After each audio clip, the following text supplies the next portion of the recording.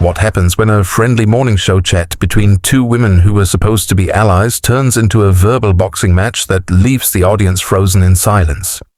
It started so innocently. Smiles, laughter, polite applause.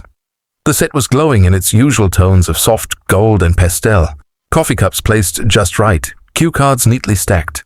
Kelly leaned in, her signature warmth radiating across the stage as she spoke into the mic.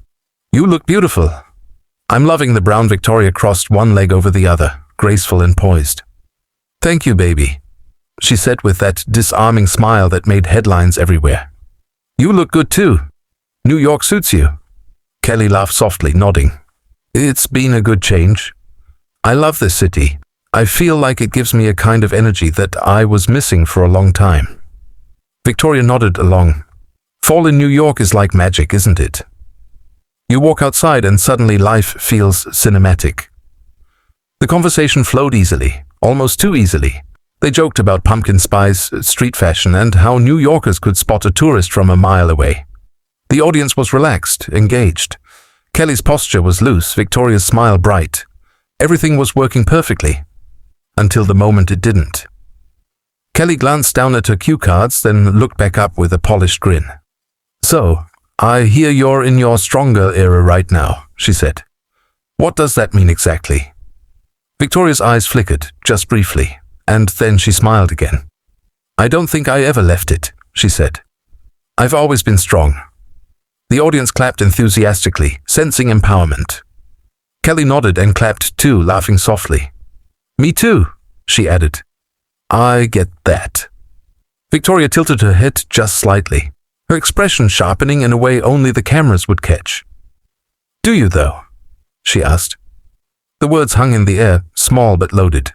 Kelly blinked, her smile twitching. "I'm sorry?" Victoria shrugged, playing innocent. "I just mean, people say they're strong all the time, but sometimes it's just for the cameras. Real strength doesn't need an audience." The audience gave a half laugh, unsure if it was a joke or a jab. Kelly's expression barely moved, but the muscles in her jaw tightened. She let out a short, measured laugh. "Well, you know, that's one way to look at it," she said. Victoria nodded. "It's the way I live it." Kelly took a slow breath. "You know, I think strength can look different for everyone. Sometimes being open and vulnerable is part of that." Victoria smirked, just a little. "Sometimes being open just looks like being insecure." Gasps erupted. A ripple ran through the audience. Kelly's head tilted slightly, that professional mask still in place but starting to fracture. "Wow," she said softly. "That's an interesting philosophy." Victoria's tone stayed calm, almost too calm. "It's not philosophy, Kelly. It's just reality." Kelly's smile faded a shade.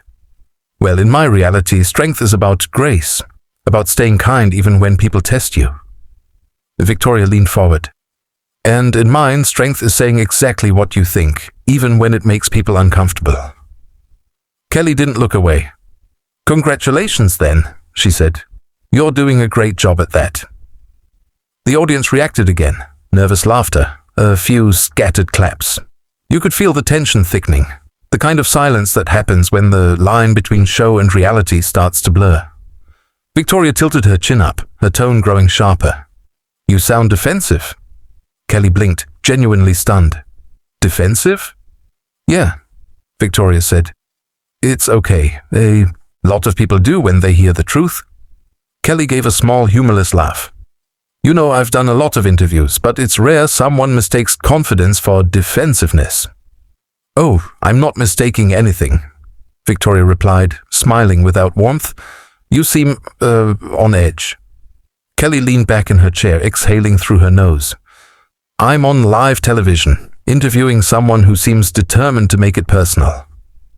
"You'd be on edge too," Victoria chuckled, low and condescending. "Oh, please. Don't act like you didn't invite me here for this exact kind of drama. You wanted headlines?" "You got them." Kelly's expression froze, just long enough for the cameras to catch it.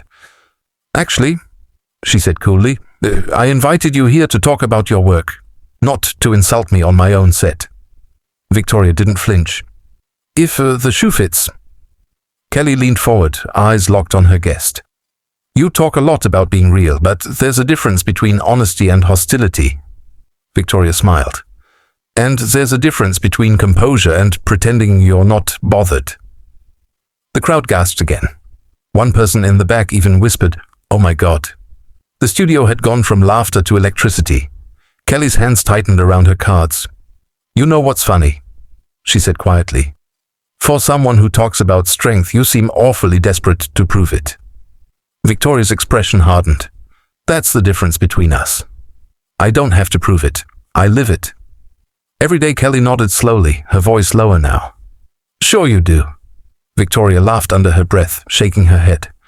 "See, there it is. That little smile. The one you use when you're dying to say something, but you're too afraid to look unlikable." Kelly inhaled deeply.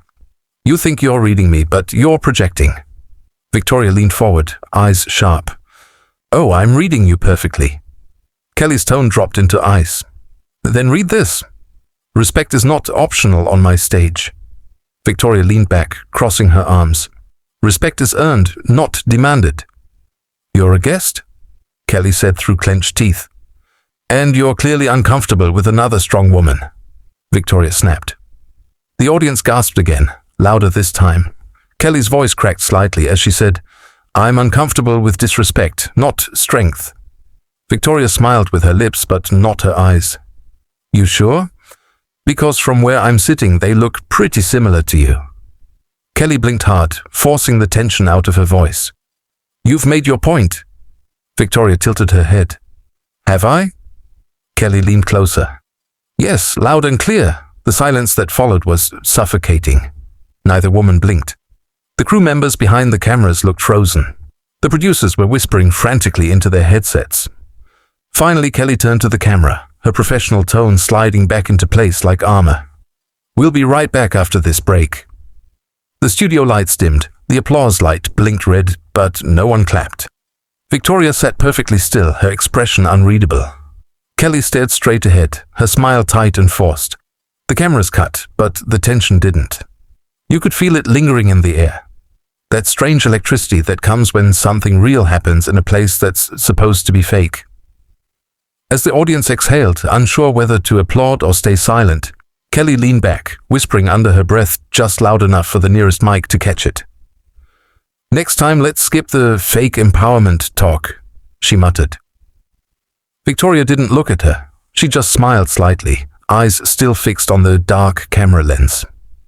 "Next time," she said quietly, "try meaning it." The music swelled, the lights faded, and the control room cut to commercial. But everyone watching, in the studio, in their living rooms, online, knew they'd just witnessed something that no PR team could spin away. Two women, two different kinds of power, colliding live on television. And in the silence that followed, only one thing was certain. Nothing about that friendly interview would ever be remembered as friendly again.